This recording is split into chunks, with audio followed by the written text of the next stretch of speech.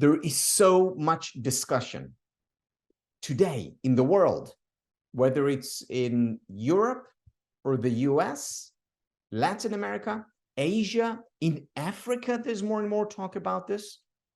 There's so much conversation around loneliness for good reason, because loneliness exacts a very high price, psychologically, emotionally, physically. Many of the illnesses that we encounter, many chronic illnesses, heart disease, is made much more, is much more likely when we experience loneliness. So talking about loneliness is important, just like talking about depression or anxiety is important. But just like talking about depression and anxiety is not enough, talking about loneliness all the time or most of the time is not enough. We need to talk about the other side of the continuum, which is what positive psychology did. And the other side to loneliness is not the absence of loneliness, it's community. Because when you experience a sense of community, you're experiencing less loneliness, of course, and you're experiencing something else that doesn't just come when you're not lonely. Just like when you're happy, yeah, you're experiencing less depression, but you're experiencing something else beyond not depressed. And therefore, our conversations can't just revolve around loneliness. They must revolve around the antidote to loneliness, which is community. Now, community can be a community within a family. It can be a community within your company. It can be a community within your Happiness Studies Academy or anywhere else. And the question is, how do we create that community that's an antidote to loneliness, that helps us deal with loneliness and provides us so much more?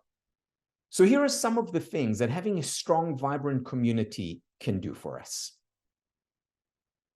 First of all, it further contributes to our physical health. Second, it contributes to our creativity. The work by Donald Winnicott on circle of creativity. And basically what Donald Winnicott showed was that children, and he did this research on the beach, next to the sea, children who played close to their mothers were actually more creative in their play than children who were further away from their mothers. And he coined the term circle of creativity, showing that if you're within a circle, a certain radius from your mother as a little child, you're more creative. Now, this circle of creativity doesn't just apply to little children. It applies to adults as well. Now, we don't have to be next to our mother in order to experience the benefits of that circle of creativity. Just having, whether it could be her voice, but it doesn't have to be her voice. It can be other people, whether it's a father or a teacher or a community that makes us feel accepted. It is when we feel accepted and embraced, sometimes physically, but also metaphorically. When we feel accepted and embraced, we become a lot more creative, which is why I feel it, and I'm sure many people feel it, when we were at a place, whether it was Miami or Lake Como, or when we just meet and talk and laugh together and play together, and we encounter people who care about similar things to us, we feel embraced. It's the antidote to loneliness. and feeling that acceptance and feeling that real or metaphorical hug that leads us to be more creative.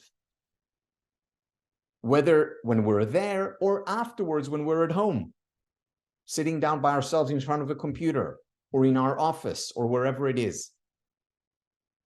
So that's the first thing, or the second thing after health that improve creativity. Another thing, we become more confident. Because once again, self-confidence and self-esteem is related to feeling accepted. We feel embraced and accepted, cared for when we're part of a healthy, supportive community. And of course, self-esteem and self-confidence is then related to creativity. It's of course related to physical health. It's related to success. It's of course related to happiness. So being part, playing an active part, enjoying a community is much more than just getting rid of loneliness. Just like pursuing happiness is much more than just getting rid of depression. This is why these retreats are so important. You know, all of us on this call, or just about all of us, are very busy.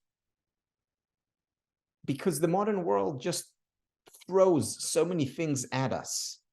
And it could be work, or it could be family, or it could be, you know, your involvement in community, or whatever it is. We're just busy. And it's difficult to take 3-4 days out. And we pay a price for it sometimes.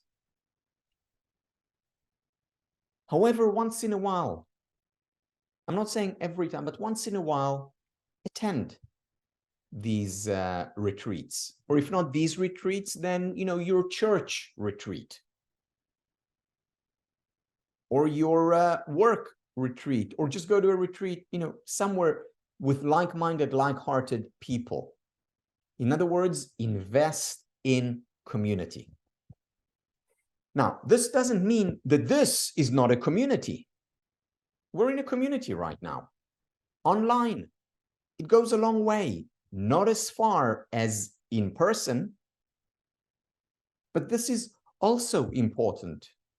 So when you share something here, or when you talk to someone, even on the chat, these are micro connections, and that's also part of the community. This is the work of Barbara Fredrickson, where she talks about these micro moments, where she says in order to experience love or connection, it doesn't have to be, okay, we've been together for 20 years and now we're connected, or I have to be part of a community for the past 30 years and now I'm connected. Not at all. You can experience these micro moments of connection, which all fall under the big umbrella of community building, which is the antidote to the loneliness that people talk about today. And again, to my mind, just like the mistake that was made within psychology, there's too much emphasis on the negative and not enough on the positive. And again, I'm not saying ignore the negative. Absolutely talk about loneliness and